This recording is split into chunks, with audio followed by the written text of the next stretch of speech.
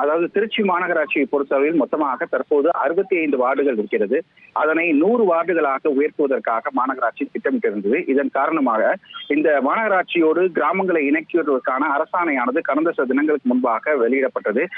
இந்த நிலையில இந்த மாநகராட்சியோடு இணைக்க இருக்கக்கூடிய ஸ்ரீரங்கம் சட்டமன்ற தொகுதிக்குட்பட்ட மணிகண்டம், அந்தநல்லூர் ஒன்றிய பகுதி, குமாரவயலூர், அதவத்தூர், பள்ளக்காடு, கொய்யாத்தோப்பு, இது இல்லாமல் லால்குடி, மணச்சநல்லூர் போன்ற பகுதிகளில் இருக்கக்கூடிய 11 ஊராட்சிகளை திருச்சி மாநகராட்சி இணைப்பதற்காக அந்த முயற்சிகளை மாநகராட்சி மேற்கொண்டுள்ளது. இதற்கு இந்த அறிவிப்பு வெளியிட்ட உடனே இந்த கிராமத்தை சேர்ந்த பொதுமக்கள் மாவட்ட ஆட்சியர் அலுவலகத்தை முற்றுகையிட்டும், கிராம சபை கூட்டத்தை புறக்கணித்தும் பல தரப்பட்ட முறையில் அவர்கள் எதிர்ப்பு தெரிவித்து மாநகராட்சியோடு இணைக்கக்கூடாது என்று போராட்டங்களை மேற்கொண்டனர்.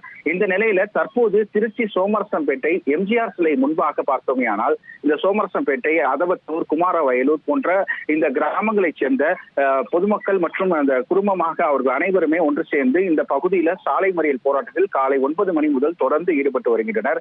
மேலும் இந்த போராட்டத்தில் விவசாய அமைப்பைச் சேர்ந்த மாப்பா சின்னதுரை அவர்கள் ஸ்ரீரங்கம் சட்டமன்ற உறுப்பினர் வீட்டை முற்றுகையிட்டு போராட்டத்தில் ஈடுபட முயன்ற போது அவரை வீட்டு காவலிலேயே காவல்துறையினர் அவர் வைத்திருந்தனர்.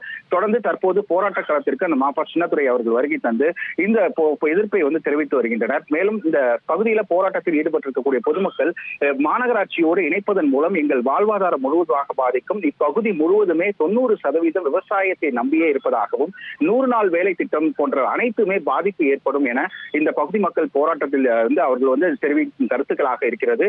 தற்போது இந்த போராட்டம் தொடர்ந்து நீடித்து வருவதன் காரணமாக திருச்சியில் இருந்து இந்த பகுதி வழியாக செல்லக்கூடிய முற்றிலுமாக பேருந்துகள் மற்றும் அனைத்துமே இந்த பகுதி முழுவதும் கிட்டத்தட்ட 3 மணி நேரத்திற்கு மேலாக போக்குவரத்து பாதிப்பு ஏற்பட்டுள்ளது.